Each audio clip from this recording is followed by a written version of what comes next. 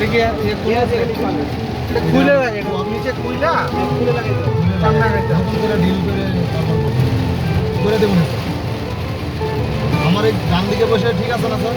হ্যাঁ এটার মাপে নিব আর একটু সামনে অনেক জায়গা